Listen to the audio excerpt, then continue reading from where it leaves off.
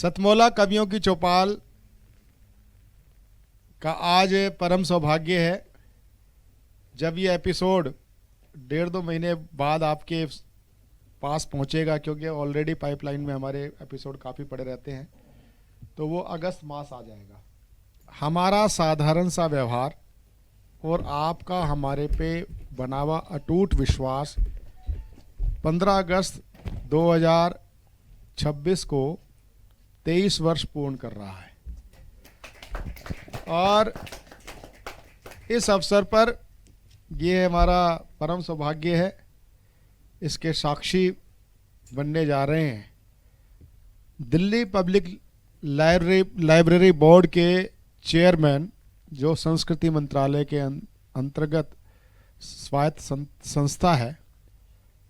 तो सतमोला कवियों की चौपाल में आज आप हमारे मुख्य अतिथि हैं और बड़े ही गर्व से हम घोषणा कर रहे हैं, प्रत्येक शूट के अगले शूट के मध्य एक पुस्तक का निर्माण रहा करेगा। विषय आपको दे दिया जाएगा और उसका लोकार्पण जैसे हमने पिछले अप्रैल में दे दिया था, और आज पहली पुस्तक आ रही है प्रकृति प्रभा। क्योंकि आप टेलीविज़न पर प्रसारित हो गए, उसमें कहीं हमें कमी लगती थी कि आप पुस्तक के रूप में आपकी अमिट छवि लोगों तक पहुंचे आपकी रचनाओं के माध्यम से। तो वो भी हम आज से प्रारंभ कर रहे हैं। सबसे पहले मैं अपने कार्यक्रम के मानद निदेशक अक्षय जी, नीरज जी को आमंत्रित करता हूं। मैं दिल्ली पब्लिक लाइब्रेरी बोर्ड के चेयरमैन, जो हमारे आज के मुख्य अतिथि भी हैं, उनसे निवेदन करूंगा और अक्षय जी से कि वह आज हमारे सबसे पहले अंतर्राष्ट्रीय ओज कवि भाई राजेश चेतन जी को अंगवस्त्र पहना करके सम्मानित करें। जा जोरदार तालियों के साथ।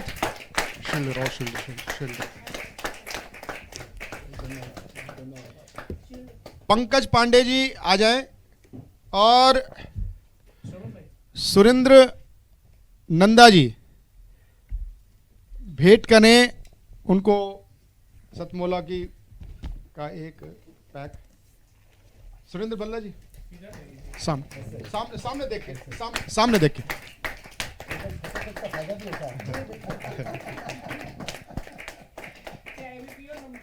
लाओ शील्ड दो, शील्ड लाओ।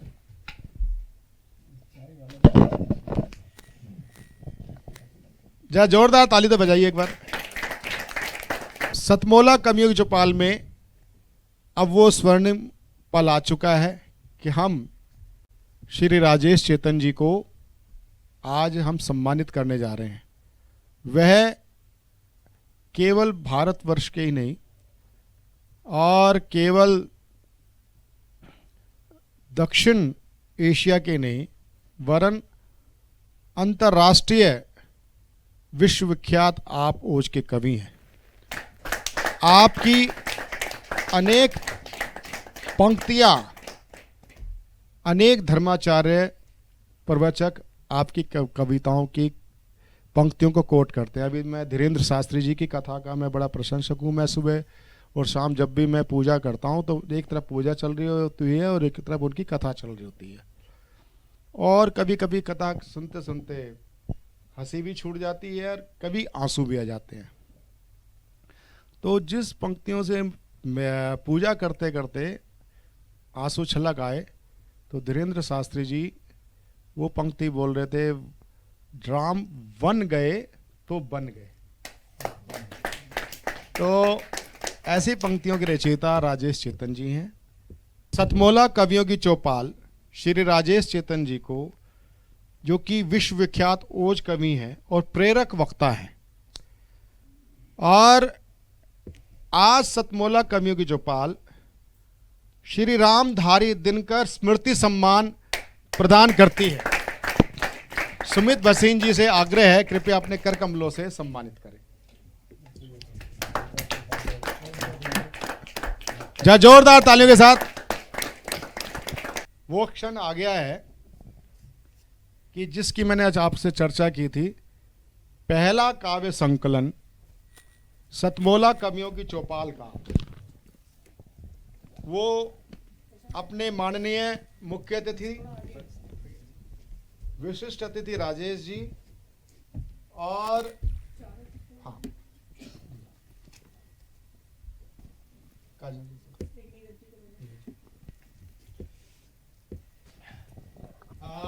इस पुस्तक के संपादक हैं हमारे कार्यक्रम के सहायक निर्माता श्री प्रशांत अवस्थी प्रखर, और साथ में सहयोग मेरा भी है।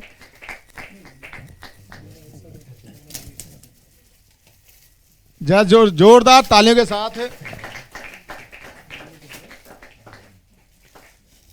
ऐसा है कि पुस्तक का पतली जरूर है, लेकिन हमने ठूस ठूस के कविताएं नहीं भरी हैं। महीने में जितनी आएंगी उतनी ही छपेगी। जरा जोरदार तालियों के साथ। भारती सरदाना जी का स्वागत हमारी माननीय निर्देशक सुरेंद्र नंदा जी कर रहे हैं।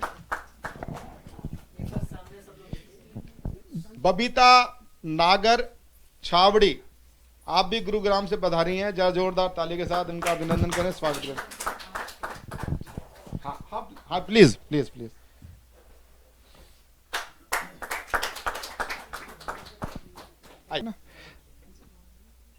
जोरदार ताली के साथ। फोटो फोटो सामने। डॉक्टर नरेंद्र भावसार मंदसौर से, हमारे साहित्य परिषद मंदसौर के आप अध्यक्ष हैं। जोरदार तालियों के साथ अभिनंदन करें।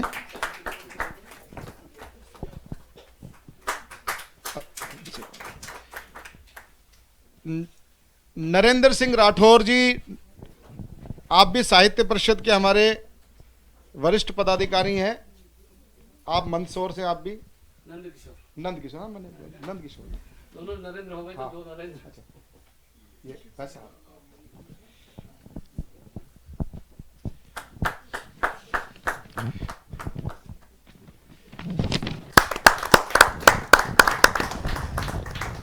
साथियों,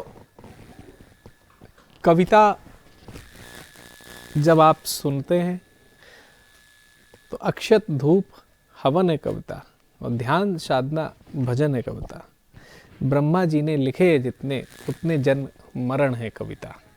यानी आप देखिए, ये कविता आपके अंदर ऊर्जा का संचार करती है। एक कविता होती है जिस कविता को पढ़ करके, सुन करके लोग अपनी मातृभूमि के लिए अपना सर्वस्व बलिदान करने के लिए तैयार हो जाते हैं। एक कविता होती है कि जब लोग प्रेम के भाव से घिर करके समर्पित हो जाना चाहते हैं। और ऐसे में उन कलमकारों का मान तब और बढ़ जाता है जब लोग पलक पावड़े बिछा करके इंतज़ार करते हैं कि आज उनके रोल मॉडल, उनके कविता सुनने का अवसर आया। ऐसे ही तमाम युवाओं के इस देश की एक ऐसी आवाज़ जिसने न सिर्फ हिंदी साहित्य के जगत में भारत के अंदर बल्कि भारत के बाहर भी कविता का एक नया पर्याय प्रस्तुत किया, और मधुर स्वभाव के साथ में भी आप ओज में तेजस्विता के साथ कविता का पाठ कर सकते हैं। एक ऐसे व्यक्तित्व को आज मुझे यहाँ पर बुलाने का अवसर मिला है। मैं बुलाना चाहता हूँ विश्वविख्यात ओज के कवि आदरणीय बड़े भाई श्री राजेश चेतन जी को। आप सबकी जोरदार तालियों से। सबसे पहले तो सर आपका बहुत बहुत स्वागत है आज के इस कार्यक्रम में सतमूला कवियों की चौपाल में। Mike sir. बहुत बहुत धन्यवाद आपका। सर जैसा कि कई अवसरों पर मैं स्वयं आपसे प्रेरणा लेता हूँ और इस तरीके से तमाम दर्शक भी आपसे प्रेरणा लेने का काम करते हैं। जितना मधुर स्वरूप के साथ में आप लोगों से मिलते हैं, हंसते मुस्कुराते हुए, सभी छोटी छोटी चीज़ों में आप वह विषय खोज लेते हैं और उसके साथ में ओज, और वो भी इस तरह से कि लोग दीवाने हो जाएं। सर इसका समन्वय करने की कला के लिए आप क्या कहना चाहते हैं? जो दर्शक हैं या जो आपको देख करके युवा लोग हैं वो कविता के क्षेत्र में आगे बढ़ना चाहते हैं, तो उनको आप क्या संदेश देना चाहते हैं सर? बहुत अच्छा आपने कहा। पहले तो ये बता दूं कि मैं भारत की संस्कृति का आधार है सनातन, और सनातन का आधार है कविता। जी। वेद की बात करो, रामायण की बात करो, गीता की बात करो, सब काव्य में है। जी। और अगर हम बात करें गुरुद्वारे में तो वहां भी संतों की वाणी कविता में ही है। क्या बात। मतलब भारत के दर्शन से, भारत की संस्कृति से कविता को अलग नहीं किया जा सकता। जी। इस तरह से रची बसी है। अंतर केवल इतना आ गया है कि पहले जो संत कवि थे वो जो लिखते थे वैसा जीवन जीते थे। जी। तो वो अमर हो गए। जी। वो कभी मरते नहीं हैं। इसलिए कोई राजा के बारे में कहा जाता है तो वो थे हो जाते हैं। अकबर थे, बीरबल थे, फलाना थे। लेकिन जब बात कविता की आएगी तो कबीर ने कहा, रहीम ने कहा, क्या बात है, वाह वाह, बहुत सुंदर। वो कहा वो जिंदा है भाई। बहुत सुंदर। तो ये कविता की ताकत है। जी। ये वर्तमान की जो कविता जिसमें राजेश चेतन है, ये कविता केवल 100 वर्ष का इतिहास है।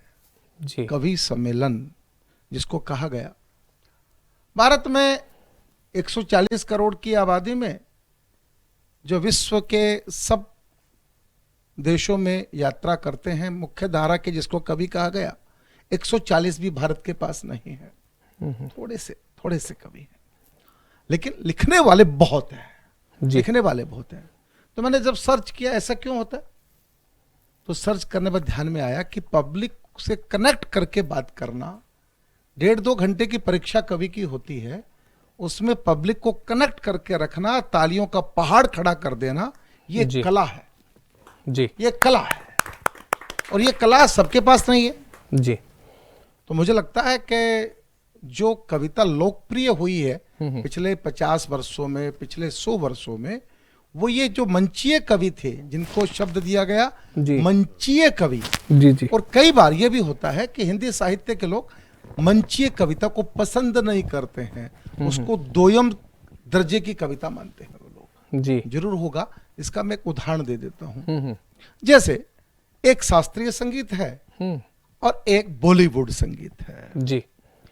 तो बॉलीवुड संगीत जो है साहित्यिक कविताएं, भारत की शास्त्रीय कविताएं हैं, और मंचीय कविता कह सकता हूं मैं बॉलीवुड कविता है। बहुत वो लोकप्रिय कविता है। रिक्शा वाला भी गुनगुनाता है, गोपाल दास नीरज को रिक्शा वाला भी गा रहा है। जी। जी। शास्त्रीय कविता को नहीं गाता है। जी। जी। तो इसलिए मेरा ये सौभाग्य है कि राजेश चेतन को ये सरस्वती मैया ने कृपा की मेरे ऊपर, और मैं विश्व के 15 देशों में अपनी कविताओं को लेकर गया हूँ। और अभी मैं जब यूएस में था जी सर, तो मैंने जादू देखा हिंदी कविता का यूएस के अंदर। जो बच्चे भारत में पैदा ही नहीं हुए हैं, हाँ हाँ, और यूएस में जिनका जन्म हुआ, उनके पिताजी भारत में पैदा हुए, जब वो पाठ्य पुस्तकें हिंदी के हाथ में लेके हिंदी पढ़ने आ रहे हैं, क्या बात कि मेरे दादा की भाषा पढ़ने जा रहा हूँ, मेरे पिताजी की भाषा पढ़ने जा रहा हूँ, ये दृश्य मैंने कभी देखा नहीं था। जो मैंने यूएस में देखा, हिंदी की लहर यूएस में बह रही है इस समय। हिंदी फिल्में भारत में बाद में आती है, यूएस में लाइनें पहले लग जाती है हिंदी फिल्में देखने के लिए जी। तो ये भारत बदल रहा है, माहौल बदल रहा है, और ये भारत की जीत है, भारत की संस्कृति की जीत है, सनातन की जीत है और हिंदी की जीत है। सर बिल्कुल, आपने एक भी बात कही है कि माँ शारदे की कृपा जिस पर होती है, और कहीं ना कहीं उनकी परम आशीर्वाद से आज हम सब ने यह भी देखा कि भारत सरकार के एक बहुत ही महत्वपूर्ण सलाहकार के रूप में जब आपको प्रतिनियुक्त किया गया है, तो आप इसको किस तरह से देखते हैं? और आपने जिस ये कविता की यात्रा शुरू की थी, आज वो कविता की यात्रा क्या एहसास देती है इस विषय पर? देखिए, पिछले आप अगर एक दशक को ध्यान से देखेंगे जी, क्योंकि जब शीर्ष नेतृत्व आपका जो होता है, जन साधारण उसको देखता है। जी, मैं प्रधानमंत्री मोदी जी को इस बात का धन्यवाद देना चाहता हूं। आप देखेंगे वो भारत के बाहर जब जाते हैं, आरंभ में आपको कुछ दृश्य दिखे होंगे जिसमें वो कोट पैंट पहने देखे होंगे आपने। जी जी, लेकिन अभी आप देखेंगे वो किसी भी देश में जाएं, चाहे यूएन में जाएं, चाहे यूएस में जाएं, चाहे अमेरिका में जाएं, तो उनकी आप देखेंगे उनका कुर्ता और जैकेट, ये भारतीय पहनावा उनके पास रहता है। जी, वो जहां भी जाएंगे आपको हिंदी में बात करते दिखाई पड़ेंगे। भले ही वो अंग्रेजी भी बहुत अच्छी बोलते हैं, लेकिन वो संवाद जब करेंगे जी, तो हिंदी में करेंगे। सोशल मीडिया की भाषा जब से यूनिकोड आया है, पिछले एक दशक में आप देख रहे हैं हिंदी का प्रभाव सोशल मीडिया में बढ़ गया है। राजनेता भी अपना ट्विटर हैंडल अंग्रेजी में नहीं चलाता है जी, वो हिंदी में चला रहा है। जी, तो निश्चित रूप से मुझे हिंदी सलाहकार समिति का सदस्य बनाया गया है, तो मैं ये कह सकता हूँ रास्ता कठिन है, असंभव नहीं है। हिंदी का भविष्य अब दिखने लग गया है कि हिंदी का भविष्य उज्जवल है। जी, क्योंकि मैं एक उदाहरण से अपनी बात को स्पष्ट कर देता हूँ। मैं, भारत सरकार ने मुझे अंडमान निकोबार भेजा, पोर्ट ब्लेयर। ये उदाहरण मैं सब जगह देता हूँ। तो पोर्ट ब्लेयर में क्या स्थिति है त्यागी जी, कि वहाँ की पॉपुलेशन, क्योंकि नियरेस्ट एयरपोर्ट चेन्नई जी, या नियरेस्ट एयरपोर्ट कोलकाता, तो आबादी का 40% के लगभग बंगाली हैं और 40% का लगभग तमिल्स हैं और 20% में सारा भारत है। जी, अभी तमिल को और बंगाली को आपस में संवाद करना है, उसका माध्यम केवल और केवल हिंदी। क्या बात कही है, वाह। इसलिए पूरा पोर्ट ब्लेयर, पूरा अंडमान, पूरा ये जो अपना द्वीप समूह है कि हिंदी में बात करता है, वहां की स्टेट लैंग्वेज हिंदी है। तो भारत का जो वर्ग हिंदी का विरोध करता है, उसको भी ये स्वीकार करना पड़ेगा कि भारत की कोई संपर्क भाषा हो सकती है तो हिंदी के अलावा कोई दूसरी भाषा हो ही नहीं सकती। बिल्कुल। तो मैंने कभी ये कहा था, हिंदी तनमन और वतन सब हिंदी है। हिंदी तनमन और वतन सब हिंदी है, देवनागरी का अपनापन हिंदी है। हिंदी भाषा की शक्ति को पहचानो, क्या बात, हिंद देश की धड़कन धड़कन हिंदी है। क्या बात है, वाह वाह वाह वाह वाह। आपने धड़कन धड़कन की बात की, बॉलीवुडिया अंदाज की भी आपने बात की। उसी माया नगरी से एक प्रश्न उठा जब त्रिभाषा सूत्र को लागू करने के लिए कहा गया, तो इस न्यू एजुकेशन पॉलिसी में जो 3 भाषा का सिद्धांत आया है, आप इसको कितने सकारात्मक रूप में देखते हैं? क्या हम इससे और बेहतर कर सकते हैं? ये जो नई शिक्षा नीति में आपने त्रिभाषा सिद्धांत को देखा हुआ है। देखिए, हम जिस देश में रहते हैं जी, हम भाग्यशाली हैं कि हमारे पास संस्कृत जैसी भाषा है।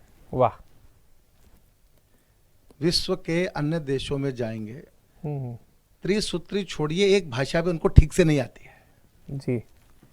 पर भारत की जो मेधा है, हमारे यहाँ ऐसे ऐसे बच्चे हैं 5-6 भाषाएं भी जानते हैं। हाँ, क्योंकि उन भाषाओं का आधार है संस्कृत जी। और ये कहा गया संस्कृत विश्व की सबसे वैज्ञानिक भाषा है जी। जर्मनी के लोग एक्सपेरिमेंट कर रहे हैं, प्रयोग कर रहे हैं। वहाँ ऐसे प्रोफेसर्स हैं जो अपने बच्चों को संस्कृत सिखा रहे हैं। जी। तो भारत की जो जितनी भी भाषाएं हैं उनका आधार है संस्कृत। जहां तक बात त्रिभाषाई फार्मूले की है, देखिए, इतनी विविधताओं का देश दुनिया में कोई दूसरा तो त्यागी जी है नहीं। अमेरिका में जाएंगे तो सारे प्रांत आपको एक जैसे लगते हैं जी। भारत में जाएंगे, अलग अलग प्रांत की अलग अलग भाषा है, अलग अलग पहनावा है, अलग अलग खान पान है, इतने तरह के व्यंजन है। दक्षिण में रोटी ही नहीं मिलेगी, घूमते रहो। मिलेगी क्या? बिल्कुल, मुश्किल हो जाएगी रोटी मिलना। और उत्तर में आएंगे तो जो डोसा कहीं मिलता नहीं था, अब हर दिन का डोसा मिल रहा है। जी। तो ये सब जो चल रहा है इस समय त्रिभाषाई फार्मूला, उसका कारण ये है कि सबसे महत्वपूर्ण तो ये है कि जिस जुबान में मेरी माँ बात करती है, जो गर्भ में हमने भाषा को सीखा, जी। वो माँ की भाषा है। जिस भाषा में हमको सपने आते हैं, हाँ हाँ हाँ, क्या बात भाषा है, में हमको वाह। सपने आते हैं, वो भाषा तो आपको सॉफ्टवेयर में इनबिल्ट है, माँ ने आपको डाउनलोड करके दे दी है। जी जी अंग्रेजी सीखना भारत की मजबूरी है क्योंकि अंतर्राष्ट्रीय भाषा है जी। और कहीं रोजगार से भी जुड़ गई है। 1000 साल की गुलामी में 250-300 साल अंग्रेज हमारी छाती पर बैठे रहे, तो वो अंग्रेजी तो एक मजबूरी हो गई है। और आईटी की भाषा भी अंग्रेजी है, विषय ये है, जी। तो वो भी सीखनी पड़ेगी। और फिर क्योंकि हिंदी संपर्क भाषा है सारे भारत की, अगर आपको वोट मांगने हैं तमिलनाडु वाले को भी, उसको भी अगर प्रधानमंत्री बनना है तमिलनाडु के व्यक्ति क्या को, बात तो है उसको भी हिंदी तो सीखनी वाह पड़ेगी। वाह वाह, बहुत सुंदर। उसको हिंदी सीखनी पड़ेगी। लाल किले की प्राचीर पे खड़े होकर आपको हिंदी में ही बोलना पड़ेगा। जी जी मैं जी, तमिल का बड़ा सम्मान करता हूँ, बिल्कुल। वो भी मेरी मौसी है। हाँ हाँ, हिंदी मेरी माँ है तो तमिल मेरी मौसी है, मैं उससे अलग नहीं हो सकता हूँ कभी भी। लेकिन भारत की संपर्क भाषा हिंदी ही हो सकती है और ये त्रिभाषाई फार्मूला भारत में सफलतापूर्वक आएगा। त्यागी जी देखना, आने वाला समय त्रिभाषी फार्मूले का ही है। बहुत सुंदर। राजेश सर जी, आज जो है आपको रामधारी सिंह दिनकर जी के नाम से, जो कि ओज के ही नहीं बल्कि इस देश के वह मूर्धन्य विद्वान कवि हैं जिन्होंने इस देश की राजनीति को भी लड़खड़ाने से बचाने का काम किया हुआ, उनके ऐसे दृष्टांत हमने देखे हुए हैं। और ऐसे फक्कड़ व्यक्तित्व के नाम से आज पुरस्कार जो आपको मिला हुआ है, तो इसके लिए भी मैं जानना चाहूँगा कि क्या आज मन में आपके ऐसी भावनाएं उमड़ रही हैं कि जो इस विधा का सिरमौर है उनके नाम से आज जो आपको सम्मान मिला हुआ है? त्यागी जी, सबसे पहले तो मैं अपने कवि मित्रों का और सतमोला कवियों के चौपाल, जी। चौपाल तो शब्द है, चौपाल तब बनती है जब ये सारे बैठे हैं, नहीं तो वो चौपाल नहीं हो सकती। जी जी। तो ये जितने चौपाल में मेरे पंच और सरपंच बैठे हैं, हाँ हाँ, इनका हृदय से धन्यवाद करना चाहता हूँ, जिनके उपस्थिति में मुझे ये सम्मान मिला। बहुत सुंदर। दिनकर जी के लिए मैंने कुछ लिखा है, मुझे लगा कि जिनके नाम का सम्मान मिल रहा है, जी जी जी, तो मैंने तो एक ही बात सीखी है, जिसके जाओ उसकी गाओ। वाह क्या बात है। दिनकर जी की चर्चा है तो दिनकर जी पे कुछ बोलना चाहिए। क्यों भाई, बोलना चाहिए कि नहीं बोलना चाहिए? बिल्कुल बोलना चाहिए, तो ताली बजाइए। सुनिएगा, सच्चे स्वाभिमानी दिनकर, राष्ट्र धर्म की वाणी दिनकर, क्या बात है। भारत माँ की हर एक पीड़ा गाते फिरे जुबानी दिनकर, आए हाय हाय, क्या बात है, क्या बात है। भारत माँ की हर एक पीड़ा गाते फिरे जुबानी दिनकर, राजनीति के संघर्षों में, आपको पता संसद में भी रहे वो, जी जी, राजनीति के संघर्षों में हार कभी ना मानी दिनकर, क्या बात। इतने निश्चल, इतने पावन जो गंगा का पानी दिनकर, क्या बात है, वाह वाह वाह। और बहुत छोटा जीवन मिला उनको, लंबी आयु नहीं मिली। 6 दशकों के कुल जीवन में, हाय, 6 दशकों के कुल जीवन में रच गए अमर कहानी। क्या बात है, वाह, रच गए वाह। अमर कहानी दिनकर। तो मैं सतमोला कवियों की चौपाल का, प्रवीण आर्य जी का, उनकी अर्धांगिनी शोभा जी का, और त्यागी जी का, और संगम टेलीविज़न का, सबका हृदय से धन्यवाद करता हूं कि मैं 35 साल की इस काव्य यात्रा में पहली बार दिनकर जी के नाम, क्या बात से मुझे एक सम्मान प्राप्त हुआ है। मैं बहुत आभारी हूँ। मैं एक बात जोड़ना चाहूंगा राजेश जी। जी अक्षय जी, दिनकर जी के नाम पे मिला है और आज का दिन, हाँ रविवार, हाँ हाँ हाँ, हाँ, उन्हीं के नाम पे, दिनकर के नाम पे ही है। वाह, ठीक बात, बहुत ठीक बात। सुंदर। इसके लिए और भी बहुत बहुत हाँ, बधाई धन्यवाद। आपको। दिनकर जी के दिन मतलब रविवार हाँ, के दिन आपको ठीक सम्मान बात मिला। जी, जी, तो सर एक वो कविता का तराना सभी सुनना चाहेंगे जिसको गा करके आप भी मस्त हो जाते हैं और आपको लगता है कि हाँ ये माँ की कृपा से लिखा जा सकता है, क्योंकि कविता लिखना हमारा सबका कोशिश होती है, लेकिन कुछ शब्द ऐसे होते हैं जब पता चलता है कि ये तो जो है ये कहीं से आया है। तो ऐसा कविता हम लोग ज़रूर सुनना चाहते हैं कि आप भी जिसको पढ़ करके आपको लगता है कि हाँ ये कहीं से आई हुई कविता है। हिरण्याकश्यप कब तक लेंगे अग्नि परीक्षा प्रहलादों की। हाय हाय। मेरा साथ देना दोस्तों, बड़ा मुश्किल काम है साथ देना दूसरे का, वो भी कवि हो करके। क्योंकि एक कवि पढ़ता है तो चार उसको घूरते रहते हैं, ओए ओए। ये इतना क्यों जम रहा है। हिरण्याकश्यप कब तक लेंगे अग्नि परीक्षा प्रहलादों की। अग्नि परीक्षा कब तक होगी सीता माँ के संतापों की। हाँ हाँ द्रोण अंगूठा एकलव्य को कब तक और काटना होगा। हाँ हाँ। कब तक राम भेजकर वन में रावण हमें मारना होगा। दरबारों में सती द्रौपदी कब तक चीर हरण करने हैं। क्या बात। लाक्षागृह में कितने पांडव हमको आज दफन करने हैं। कितनी पद्मनियों के जोहर फिर से हमें देखने होंगे। कब तक लाश शहीदों ऊपर हमको हाथ सेकने होंगे। क्या बात है। कदम कदम पर अग्नि परीक्षा, कदम कदम पर अग्नि परीक्षा, कैसे जान छुड़ाओगे। घर घर में हिरण्याकश्यप है, कैसे प्रहलाद बचाओगे। क्या बात है, क्या बात है। और बोलना चाहता हूं, अपने घर की दीवारों को हमने देश समझ रखा। बना रहे कांग्रेस पार्टी। हाँ हाँ। तो राजेश चेतन कहते हैं अपने घर की दीवारों को हमने देश समझ रखा है। अपने घर की खुशियों को पूरा परिवेश समझ रखा है। क्या बात है। पास पड़ोस की गर्म हवाएं हमको गर्म नहीं लगती है। उग्रवाद की रक्त होली का हमको शर्म नहीं लगती है। घर की ईंट बचाने हेतु गलियों के पाथर न्योछावर, चांदी के सिक्कों के ऊपर कबीरा के आखर न्योछावर। हाय हाय हाय, क्या बात है। कहां से कहां। भगत सिंह हो बालक अपना, हमको ये स्वीकार नहीं है। हाय हाय हाय। वीर शिवा की गौरव गाथा अब शिक्षा का सार नहीं है। क्या आचरणों में परिवर्तन की जो ना अलख जगाओगे। घर घर में हिरण्याकश्यप हैं, कैसे प्रहलाद। क्या बात। वाह वाह वाह, बहुत सुंदर, बहुत सुंदर। तो ये भाव इस कविता का था कि सबको अपने अपने हिस्से का काम करना पड़ेगा जी। सब कुछ हम राजनीति पर नहीं छोड़ सकते। बिल्कुल बिल्कुल, हमको अपने अपने हिस्से का काम करना पड़ेगा त्यागी जी। तब ये जो हम एक बात कर रहे हैं कि भारत विश्व गुरु होगा, वो भारत विश्व गुरु 4-5 लोगों के काम करने से नहीं होगा जी। सबको अपना अपना काम करना पड़ेगा, तब भारत विश्व गुरु होगा। और निश्चित रूप से होगा। हम सब अग्नि परीक्षा में हैं। 24 घंटे का दिन भी कम पड़ेगा जब देश के बारे में सोचना शुरू करें।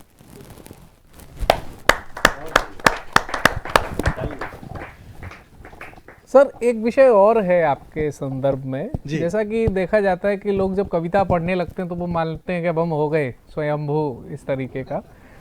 लेकिन आपने कविता के साथ साथ में जो प्रेरक वक्ता के रूप में अपनी एक विशिष्ट पहचान बनाई हुई है, तो क्या आपको ऐसा लगा कि हाँ इस तरह के डायरेक्शंस की भी लोगों को आवश्यकता है, जैसा कि इस कविता के माध्यम से भी एक प्रेरणा भरा संदेश रहा है, तो ये प्रेरक वक्ता के विषय का कैसे अपने मन में आया।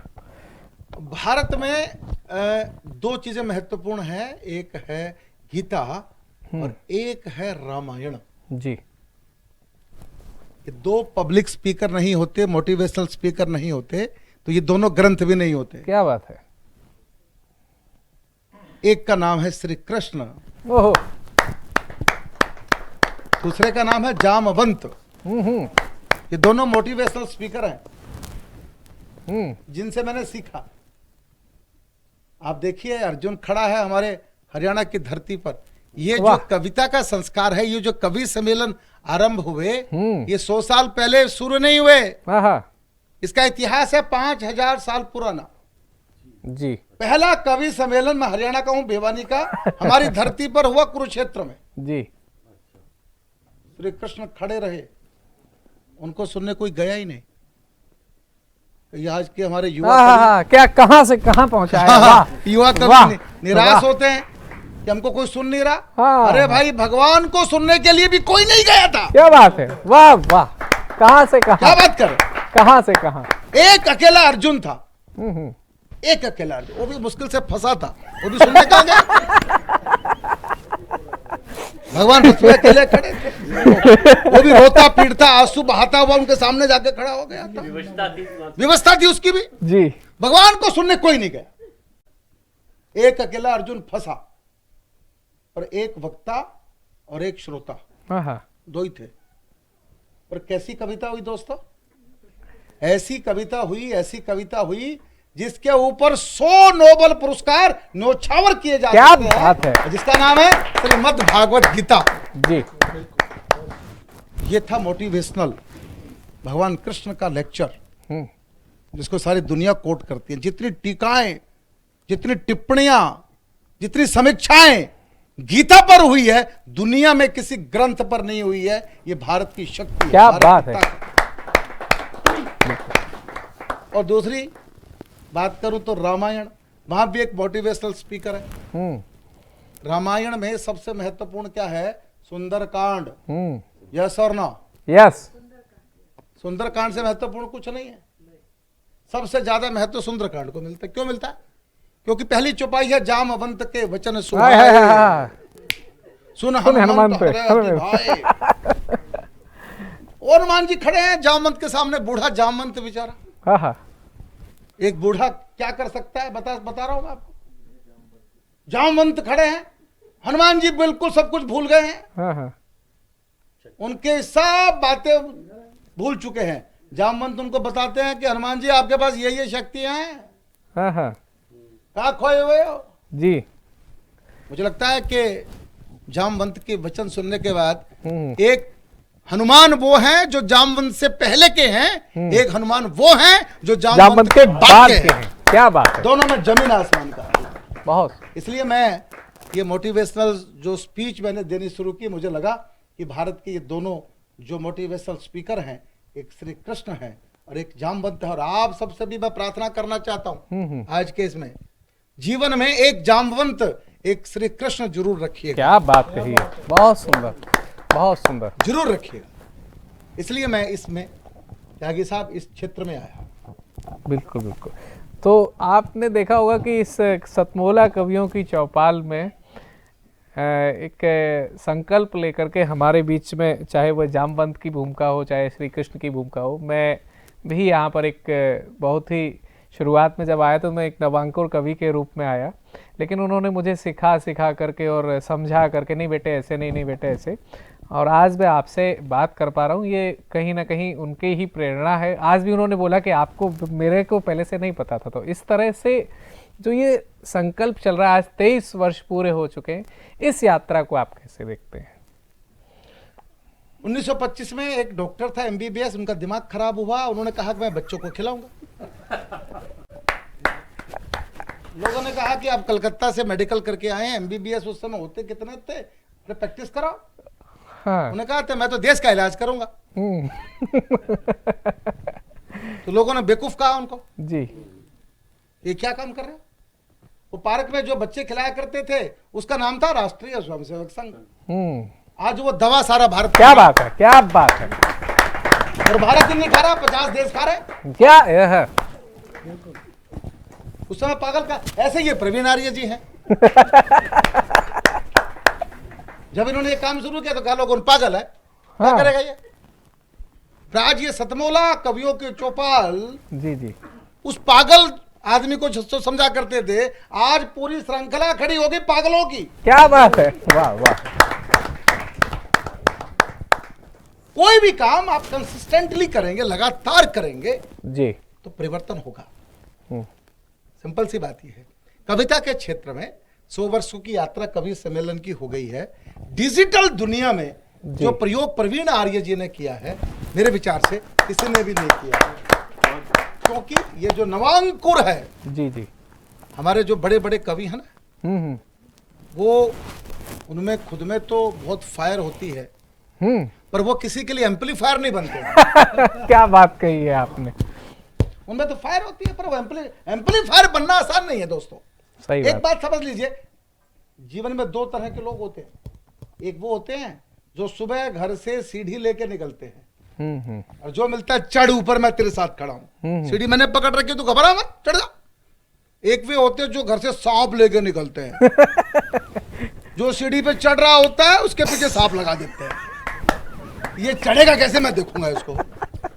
समझिए, मैं जब ये बता रहा हूं तो आपके वो चेहरे सामने आगे होंगे, कौन बिल्कुल, आपके लिए बिल्कुल। सांप है, कौन क्या आपके लिए बात सीढ़ी कही है। है, क्या बात कही है। तो प्रवीण आर्य कवियों के लिए सांप नहीं है, प्रवीण आर्य कवियों के लिए सीढ़ी है। बहुत सुंदर। ये मैं कहना चाहता राजेश जी, मैं एक बीच में आपने हाँ, नकब नहीं, के बिल्कुल। बारे में बात करी थी, हूं। जी बच्चों को खिलाया जाए। कल मैं निदा फाजिली की एक फिल्म थी वो देख रहा था, तो उसमें आ रहा था, उन्होंने लिखा होगा कभी, घर से मस्जिद की दूरी बहुत है, चलो बच्चों को खिलाया जाए। घर से दूर है मस्जिद, बहुत हाय हाय। घर से दूर है मस्जिद, आओ कुछ यूं कर लें, हाँ हाँ, किसी रोते हुए बच्चे को हंसाया जाए। हाय हाय।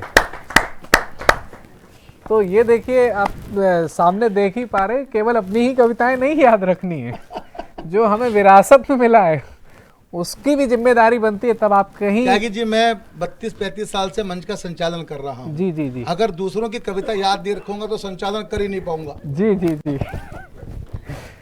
तो हमारे साथ में सर भी बैठे हुए हैं, सर का भी जो है आपसे जुड़ाव है। हाँ दिनेश जी। मैंने बहुत बार राजेश जी के कवि सम्मेलन अटेंड किए हैं। एक जी ब्लॉक सेक्टर 3 में अभिनव पब्लिक स्कूल है जी। वहाँ पर आपका आना हुआ। हाँ हाँ, तो मैं नीचे बैठे थे, हम लोग पीछे था सबसे, तो मैं धक्का मार मूर के सबसे आगे आके बैठ गया कि मुझे सर की कविताएं हरियाणा वालों को धक्का मारने की बहुत आदत है। क्योंकि हम भी उसी परंपरा से हैं, जो डॉक्टर साहब पागल हो गए बच्चों को खिलाया, हमें भी किसी ने खिला के बड़ा किया है। क्या बात तो है। मैं डॉक्टर, हमारे जो आराध्य हैं डॉक्टर हरिओम पवार जी, वीर रस के प्रख्यात कवि, मैं उनका अनन्य भक्त हूँ। बहुत अच्छी बात और है। उनकी कविताओं को मैंने शौक किया, पढ़ना शुरू किया तो मेरे को कंठस्थ हो गई। वाह वाह। तो मैं 2 लाइनें, हाँ सुनाइए ना। अरे, क्या अरे वाह बात वाह वाह। जब उत्तर प्रदेश के अंदर हम्म, एक राजनेता ने एक पार्क पे चंद्रशेखर आजाद नाम के पत्थर को हटाकर किसी और नेता के नाम पे रखने का प्रयास किया और उसका खंडन नहीं हुआ, उसका विरोध नहीं हुआ, तब डॉक्टर हरिओम पवार जी ने समाज में चीख चीख कर ये कविता सुनाई।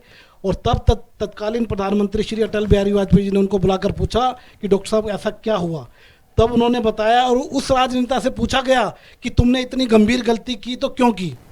उसके पीछे जिस तरह से रचना रची डॉक्टर साहब ने, मैं 2 शब्द चंद्रशेखर आजाद की सुनाना चाहता हूँ कि जहां मरे आजाद पार्क के पत्ते खड़क गए होंगे, कहीं स्वर्ग में शेखर जी के बाजू फड़क गए होंगे, शायद पल दो पल को उनकी निद्रा भाग गई होगी, फिर पिस्तौल उठा लेने की इच्छा जाग गई होगी। हाँ, क्या बात। महायुद्ध का नायक गौरव शेखर भारत भूखा है, जिसका भारत की जनता से रिश्ता आज लहू का है, जिसके जीवन के दर्शन ने हिम्मत को परिभाषा दी, जिसकी पिस्टल की गोली ने इनकलाब को भाषा दी, जिसने धरा गुलामी वाली क्रांति निकेतन कर डाली, आजादी के हवन कुंड में अग्नि चेतन कर डाली। क्या बात है।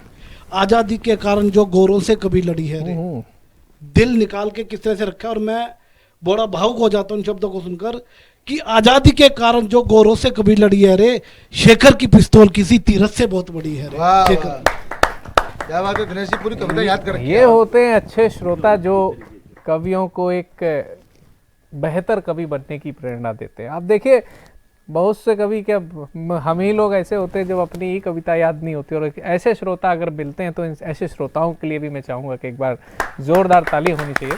और परम आदरणीय हमारे बीच में स्वर्गीय प्रधानमंत्री अटल बिहारी वाजपेयी जी का जो नाम आया है।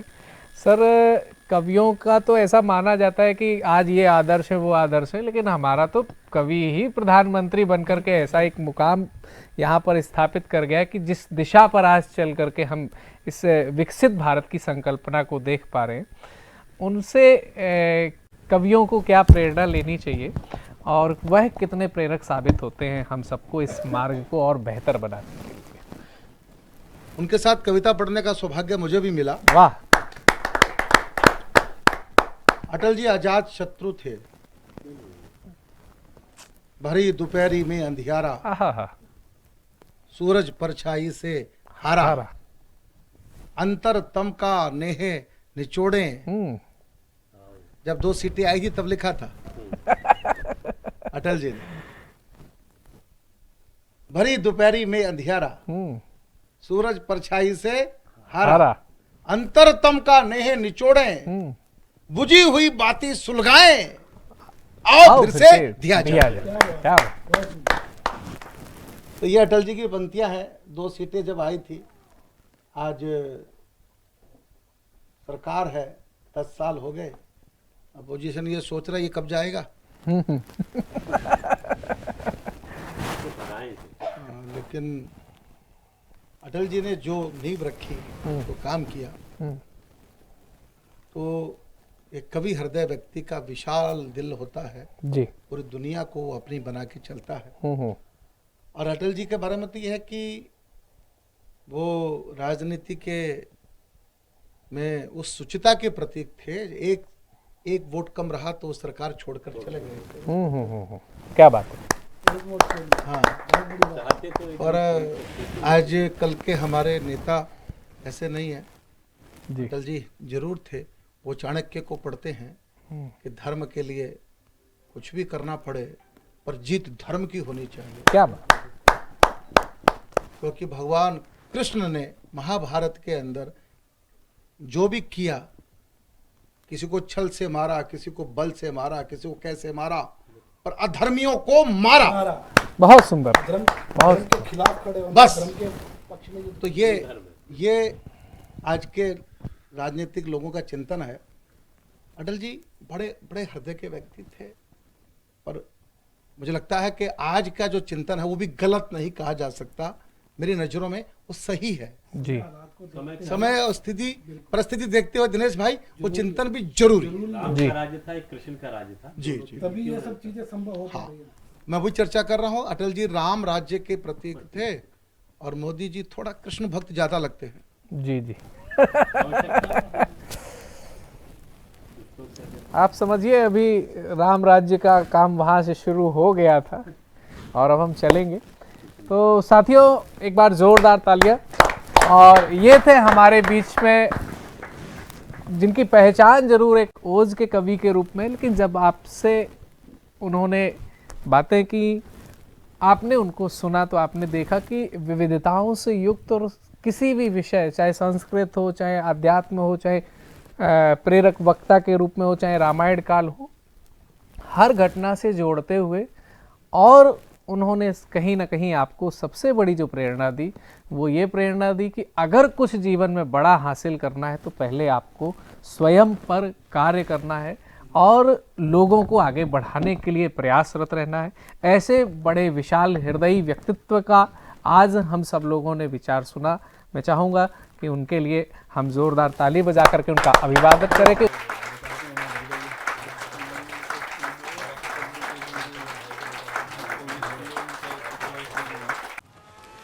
शिट। रोहन, अभी तक पढ़ाई शुरू नहीं की ना तुमने? बालकनी का ग्लास भी तुमने ही तोड़ा था ना? तुम्हारे पापा को बताऊंगी। मम्मा, मैंने ग्लास के साथ एक फ्लावर पॉट भी तोड़ा था। हाँ? सतमोला खाओ, कुछ भी पचा।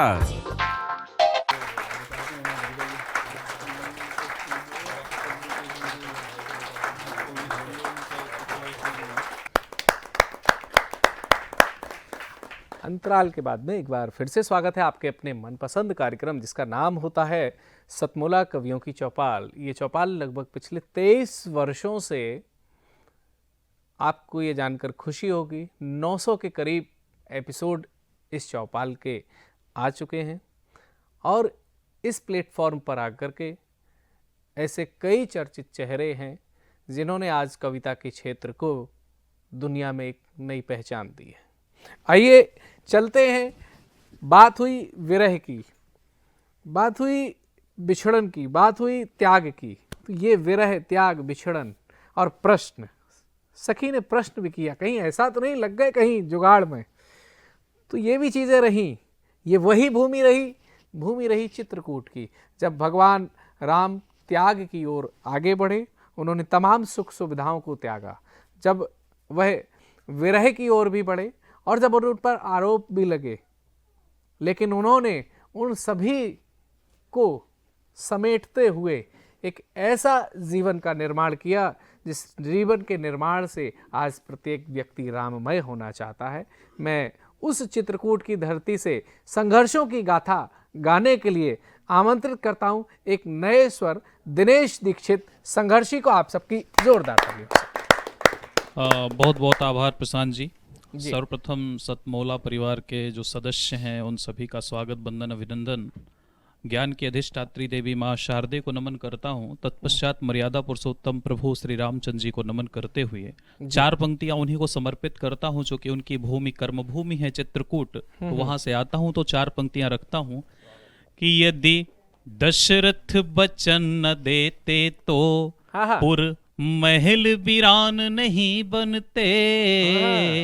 यदि दशरथ बचन न देते तो पुर महल वीरान नहीं बनते। यदि प्रभु निवास न करते तो कामदगिरि धाम नहीं बनते। और यदि नंदीग्राम बसते न भरत, यदि नंदीग्राम बसते न भरत, भ्राता आदर्श नहीं बनते। क्या बात है। और यदि कैकेयी अपयस ना चुनती, राघव प्रभु राम नहीं बनते। बहुत सुंदर, राघव प्रभु राम नहीं बनते।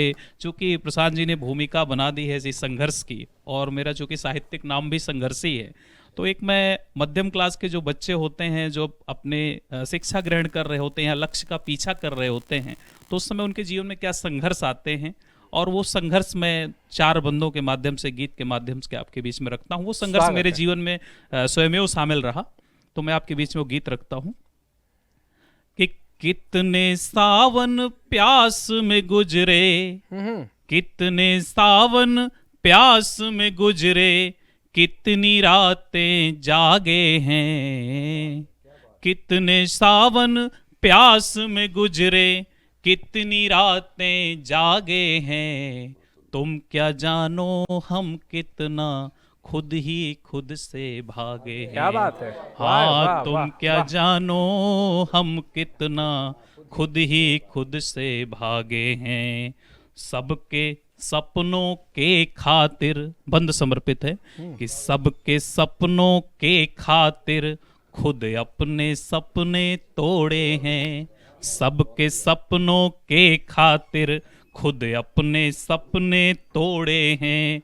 अपनों की खींचातानी में अपने रास्ते मोड़े हैं।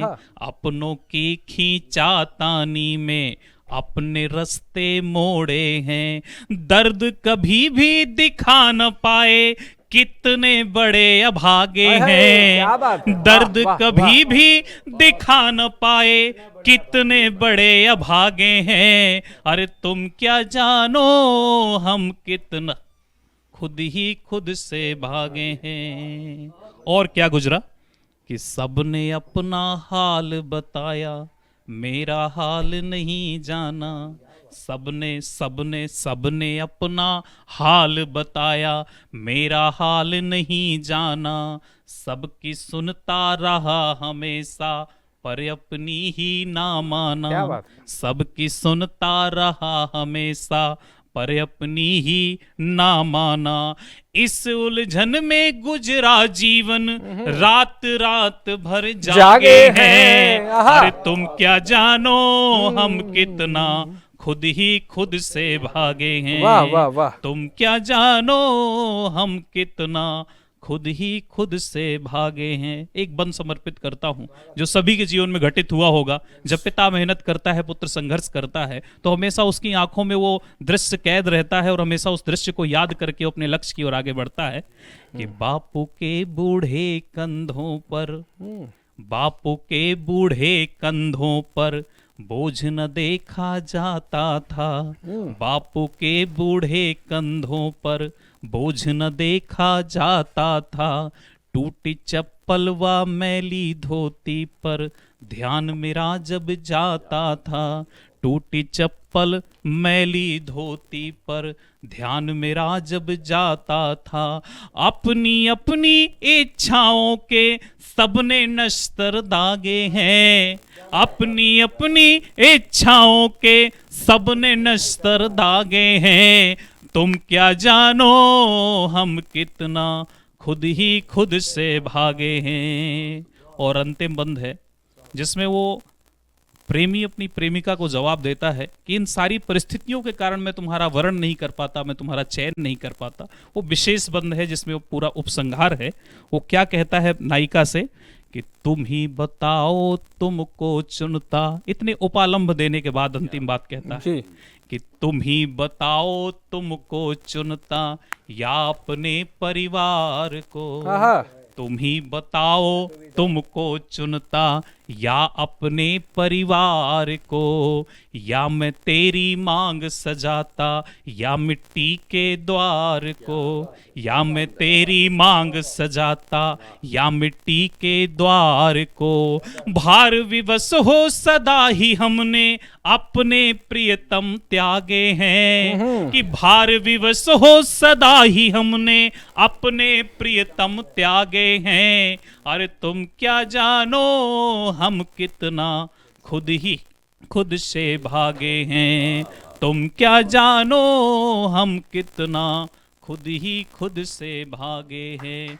कितने सावन प्यास में गुजरे, कितने सावन प्यास में गुजरे, कितनी रातें जागे हैं, तुम क्या जानो हम कितना खुद ही खुद से भागे हैं।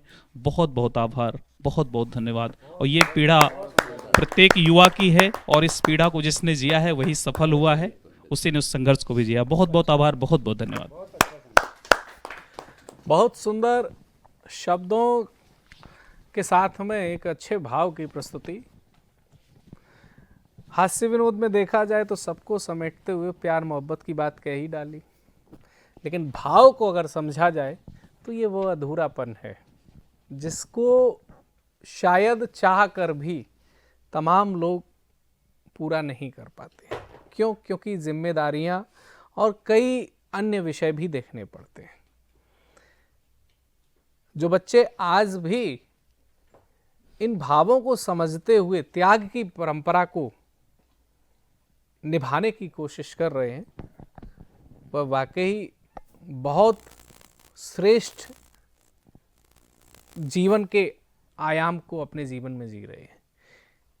क्योंकि आज जहां एक और लोग सिर्फ अपना देखने की बात कर रहे हैं, ऐसे में वह बच्चे बहुत धन्यवाद के पात्र हैं जो सभी को देखने की कोशिश करते हैं। ऐसे बच्चों के लिए एक बार जोरदार ताली भी होनी चाहिए। दिल्ली के बिल्कुल बगल में स्थित गुरुग्राम से आती हैं और एक होम मेकर हैं वर्तमान में। साथ ही उन्होंने मुझे अभी अवगत कराया कि महिला सशक्तिकरण, बाल शिक्षा, समाज सेवा और मेडिटेशन में उन्होंने पर्याप्त काम किया है और इस दिशा में इस तरह से समाज को वो दिशा बोध देती रहती हैं।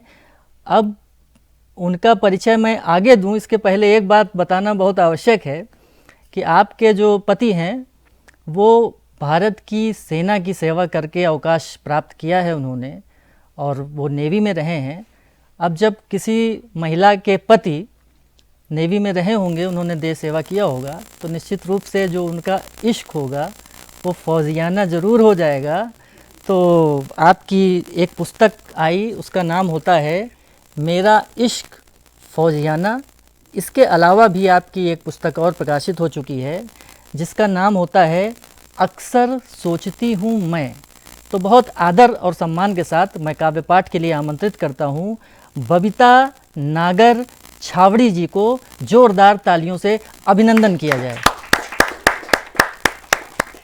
आपका बहुत बहुत आभार और अभिनंदन। यहाँ उपस्थित मेरे सभी प्रबुद्ध जनों को हाथ जोड़कर मेरा प्रणाम, नमस्कार। कभी इश्क खुद से, कभी खुदा से किया, कभी वतन से और वतन के रखवालों से हुआ, लेकिन जब इश्क हुआ एक फौजी से तो मेरा इश्क बना था फौजियाना। क्या बात है, क्या बात है, बहुत बढ़िया। और मेरा इश्क फौजियाना में मैं अक्सर फौज से जुड़े हुए किस्से, कहानियाँ और अपने खुद के अनुभव सबके साथ साझा करती हूँ। तो आज जो मेरी पहली कविता है वो मेरा पहला प्यार भी है, वर्दी, यूनिफॉर्म।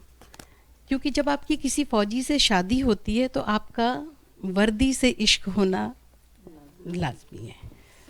और अपने इंट्रोडक्शन में मैं 4 लाइनों में ये कहना चाहती हूँ कि हरियाणा की माँ का अंश हूँ, उत्तर प्रदेश के पिता का वंश हूँ, पूरे भारत को अपने हृदय में लेकर चलती हूँ, क्योंकि मैं बहुत गर्वित हूँ, क्योंकि एक फौजी की पत्नी हूँ। बहुत बढ़िया, बहुत बढ़िया, बहुत बढ़िया।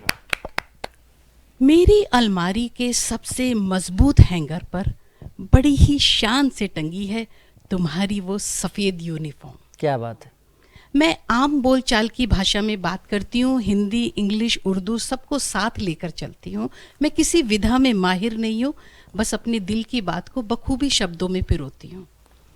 मेरी अलमारी के सबसे मजबूत हैंगर पर बड़ी ही शान से टंगी है तुम्हारी वो सफ़ेद यूनिफॉर्म। चमचमाती स्ट्राइप्स, नेम टैली, रिबन और पॉकेट पे सजे हुए कुछ मेडल्स। क्या बात है, क्या लगाव है। अब बहुत जिस बढ़िया। वर्दी के इतने हसीन जेवर हो, अब जिस वर्दी के इतने हसीन जेवर हो, तो आप सब बताओ क्यों ना उसमें गर्मी वाले तेवर हो। क्या बात है, बहुत बढ़िया, बहुत बढ़िया, बहुत बढ़िया। और इसीलिए अक्सर वो इतरा कर हमसे ये कहती है कि तुम्हारे दिल में वो हमसे भी पहले से रहती है। क्या बात है। अब ए वर्दी, ये बात तो मैं भी जानती हूँ कि तुम मेरे फौजी पति का पहला पहला प्यार, इश्क, जुनून हो, और इसीलिए तुम्हें धोते, सुखाते, इस्त्री करते मेरे इन हाथों ने बड़े ही प्यार और सम्मान के साथ तुम्हें सहलाया है। क्योंकि जब तुम सेलिंग पर जाते थे, जैसे आर्मी ऑफिसर फील्ड में जाते हैं तो नेवल ऑफिसर सेलिंग पर जाते हैं, तो जब तुम सेलिंग पर जाते थे तो इसी वर्दी ने तो हमारा दिल बहलाया है। मैं दर्शकों की जानकारी के लिए बता दूं, सेलिंग पर जाने का मतलब होता है जब आर्मी ऑफिसर शिप में जाते हैं, शिप से वो अपनी यात्रा को तय करते हैं। जी, सेलिंग पर जाते हैं। तो इसी वर्दी ने हमारा दिल बहलाया है। लेकिन एक राज की बात हम भी तुम्हें बता दें, तुम्हें चाहने से पहले हमारा दिल भी तुम्हारी इसी यूनिफॉर्म पर आया था। क्या बात है, क्या बात है। बहुत रिश्ते सुंदर, तो बहुत अच्छे अच्छे आए थे, पापा ने बहुत अच्छे लड़के दिखाए थे, लेकिन वाइट यूनिफॉर्म वाले नेवल ऑफिसर तुम मेरे दिल को बहुत भाए थे। बहुत सुंदर, बहुत सुंदर, और बहुत सच सुंदर। कहते हैं, आज भी जब तुम इस वर्दी को पहनकर, सीना तान कर, कड़क तेज कदमों से घर के बाहर जाते हो, तो हम टकटकी लगाए तुम्हें दूर तक देखते रह जाते हैं। और ये वाइट यूनिफॉर्म वाला मेरा सुपर हीरो है, ये सोचकर खुद पर बहुत इतराते हैं। कसम से हॉलीवुड, बॉलीवुड के सारे हीरो। क्या बात है, बहुत बढ़िया, बहुत बढ़िया, बहुत बढ़िया। हालांकि इस वर्दी के कारण तुमने मुझे बहुत बार डांटा, बहुत गुस्सा दिखाया है। ये बात वो जानते हैं जिन्होंने वर्दियों का रखरखाव किया है। हर महिला इस बात को समझती है। हालांकि इस वर्दी के कारण तुमने मुझे बहुत बार डांटा, बहुत गुस्सा दिखाया है। हमने भी कभी स्ट्राइप्स को उल्टा, कभी इसमें नील ब्लू ज़्यादा, तो कभी तुम्हें 6 A's की जगह 8 A's थमाया है। क्या ये बात उनकी है। वर्दियों के नाम क्या होते बात हैं। है, क्या बात है, बहुत सुंदर। ये बात तो हम भी जानते हैं कि ये तुम्हारा पहला पहला इश्क है, पहला पहला जुनून है। लेकिन जो भी हो, हमने अपना वायदा पूरी शिद्दत के साथ निभाया है। रॉबिन ब्लीच से लेकर टीनो पाल डाल डाल के इसको धोया है, इन कॉलर को रगड़ा है, तब जाकर कहीं तुमसे निभाया है। हम सदा सतर्क रहे, क्या बात। हम सदा जागरूक रहे, हम सदा प्रयत्नशील रहे कि कहीं तुम्हारी इस वर्दी में कोई दाग धब्बा ना लग जाए, बहुत सुंदर, कहीं बहुत तुम्हारी सुंदर, ये बहुत वर्दी सुंदर। मैली ना हो जाए। क्योंकि हम भली भांति जानते हैं कि ये वर्दी तुम्हारे सिर का ताज है, इसमें भारत माता की लाज है, और क्या यही बात मेरे है, गर्व, बहुत सुंदर, गौरव और बहुत सुंदर। अभिमान का राज है। तो तेरा इस वर्दी से और मेरा तुझ से ये इश्क बेशुमार रहे, देश प्रेम का ये जज्बा हम दोनों के दिलों में यूं ही बरकरार रहे। जय भारत और जय भारत की सेनाएं। बहुत बढ़िया, बहुत सुंदर, बहुत सुंदर।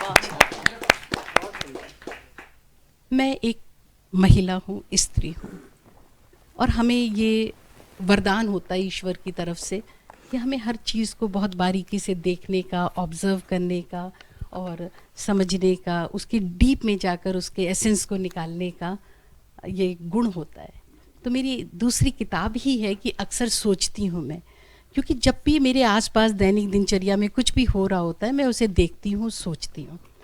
तो मेरी जो दूसरी कविता है, अक्सर सोचती हूँ मैं, वो उन स्त्रियों को समर्पित है जो लिखती हैं, और क्या लिखती हैं ये मैं आपसे साझा करती हूँ। स्त्रियां जब लिखने पर आती हैं तो न जाने क्या क्या लिख जाती हैं। आय हाय हाय, क्या बात है, क्या बात वो कही। लिखती हैं गेरू, चूना और मिट्टी से अपने सपने, अपनी संस्कृति, अपनी पौराणिक कथाएं। वो लिखती हैं अपनी विरासत और अपनी परंपराएं।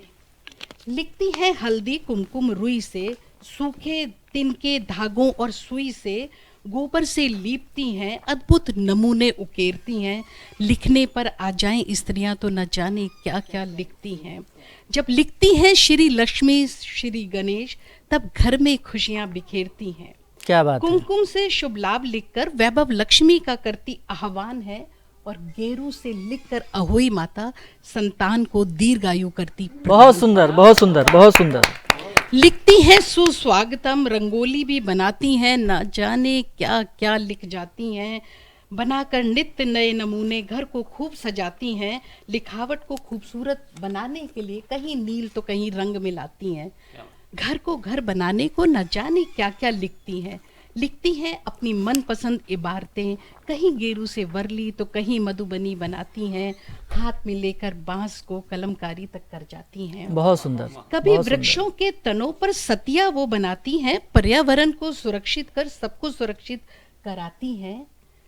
चादर, तकिए से लेकर रूमाल तक, फूल पत्ती बेल बूटे से लेकर तुम्हारा नाम तक। क्या बात है। जब लिखने पर आ जाएं स्त्रियां तो न जाने क्या क्या लिख जाती हैं। बहुत सुंदर, बहुत सुंदर। जब लीपती हैं भीत को, जब लीपती हैं भीत को तो सींचती हैं प्रीत को। छठ माता गोवर्धन बनाकर पूजती हैं। उंगलियों से चौक में चौक वो पूरती हैं। पत्थर से लिखती हैं हर रोज लकीरें उस कच्ची दीवार पर। गिनती है दिन कब आएगा वो इस त्योहार पर। पोरों पर गिन गिन कर हिसाब जब वो लगाती हैं। अच्छे अच्छों को गजब की गणित वो समझाती हैं। बहुत सुंदर, बहुत सुंदर, बहुत सुंदर। पीली बहुत मिट्टी से लिखती हैं। मोर, तोता, मैना, खड़िया के द्वार पर कलश वो बनाती हैं। मेहंदी के थापों से बेटियां द्वार पर लिख जाती हैं। क्या बात और है। होती नहीं है जब घर आंगन में, तब उन थापों में दिख जाती हैं। जब लिखने पर आ जाए ना स्त्रियां तो न जाने क्या क्या लिख जाती है। बहुत सुंदर, बहुत सुंदर, बहुत सुंदर। अब ये इसकी जो लाइन है वो सबसे इम्पोर्टेंट है। शिक्षित हो या अशिक्षित, लिखना हर स्त्री को बखूबी आता है। तभी तो कच्ची मड़ैया पर चूना पुता वो वेलकम सा नजर आता है। लिखती हैं मन से, प्रेम और ममता से। तन की जिम्मेदारियां भी लिखती हैं। खून से लिखकर शिशु को गर्भ में पढ़ाती हैं। अपनी अनोखी लिखावटों से वो दुनिया को चलाती हैं। बस लिखने पर आ जाएं तो न जाने क्या क्या क्या क्या लिख जाती है। बहुत सुंदर, बहुत लिखती सुंदर। हुई स्त्रियों, यूं ही लिखती रहो, तुम्हारी लिखावट दीर्घायु हो, क्योंकि तुम्हारी लिखावट में इस संस्कृति की पहचान है, इस भारत की शान है। बहुत सुंदर, बहुत वंदे सुंदर। मातरम, जय हिंद, जय भारत। आप सभी का आभार, अभिनंदन। आप लोगों ने इतने धैर्य के साथ मुझे सुना। Thank you so much. ये थी बबीता नागर छाबड़ी जी, जिन्होंने एक सैनिक की पत्नी के मन में क्या भाव होते हैं। देखिए, ये तो सच है कि जो एक सैनिक होता है वो चाहे किसी भी धारा से हो, चाहे वो थल सेना में हो, जल सेना में हो या वायु सेना में हो, वो तो देश के लिए अपना सर्वस्व देता ही है। लेकिन उसका आधार कौन होता है? उसका आधार वो परिवार होता है, वो घर की वो महिलाएं होती हैं जो उसे ये सब करने के लिए तैयार करती हैं। तो निश्चित रूप से जब बबीता जी ये कहती हैं कि ये वर्दी तुम्हारे सिर का ताज है और इसमें भारत माता की लाज है, तो उस महिला के भाव समझ में आ जाने चाहिए। और इससे निश्चित रूप से स्पष्ट होता है कि जितना सम्मान हमें अपने देश के सैनिकों का करना चाहिए, उससे कहीं अधिक सम्मान उनका करना चाहिए जिनके बलबूते पर वो सैनिक सब कुछ छोड़कर, सारे मोह छोड़कर देश की सेवा कर पाता है। और नारी के बारे में जो बहुत सूक्ष्म दृष्टि वाली रचना आपने सुनाई, तो मुझे अपना एक कुंडलिया याद आ गया। कभी मैंने कहा था कि नारी से ही शक्ति है जीवन आधार। नारी से ही शक्ति है जीवन आधार। नारी से ही चल रहे दुनियावी व्यापार। नारी से ही चल रहे दुनियावी व्यापार सृजन तुमसे कल्याणी। नारी कल्याणी भी होती है, वो सभी का कल्याण करती है। दुनियावी व्यापार सृजन तुमसे कल्याणी, रब ने भी बख्शा है तुमको मीठी वाणी। रब ने भी बख्शा है तुमको मीठी वाणी, तुमसे ही सब रंग। जीवन में जो सारे रंग होते हैं वो बिना महिलाओं के नहीं होते। महिला किसी भी रूप में हो, अगर महिलाएं परिवार में नहीं हैं तो उन लोगों से आप पूछिए कि उनका जीवन कितना बेरंग होता है। कि तुमसे ही सब रंग सुगंधें भी हैं सारी, तुमसे ही सब रंग सुगंधें भी हैं सारी। और आज की कामकाजी महिला हो या होम मेकर हो, सभी के लिए अंतिम पंक्ति हमारे देश की नारी शक्ति को समर्पित है कि तुमसे ही सब रंग सुगंधें भी हैं सारी, और जैसा भी हो रोल सदा निभाए नारी। जैसा भी हो रोल सदा निभाए नारी। आप सभी दर्शकों को ये जो भेंट वार्ता आपको कैसी लगी, आप टीवी स्क्रीन पर चल रहे नंबर, स्क्रॉल पर चल रहे नंबर 9711182183 पर हमें अपनी राय के द्वारा बताएं कार्यक्रम कैसा रहा। आप वो भी लिख के भेजें व्हाट्सएप के द्वारा। और अन्य कोई विशिष्ट व्यक्ति जिसको आप हमारे टीवी शो पर बुलाना चाहते हो, विशेषकर वो साहित्यिक परिवेश का व्यक्ति हो, हम उससे बातचीत करेंगे, उनके विचार आपको प्रदान करेंगे।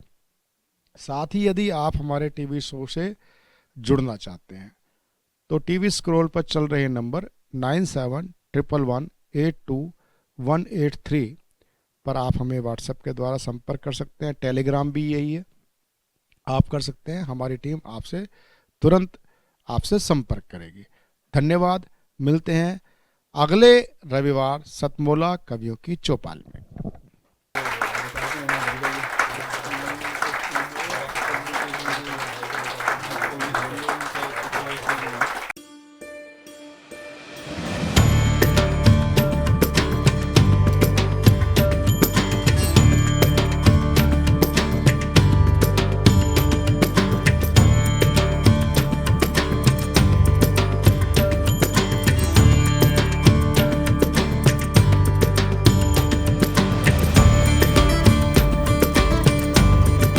तो इज्जत कर ले उनकी। वो तेरा मामा लगता है? जज साहब मामा कह रहे हैं आपको। इन दोनों जॉली की बातों का क्या करें, ना समझ आए ना अजब हो, पर जब हो सतमोला का चटपटा स्वाद साथ तो हर बात पचेगी।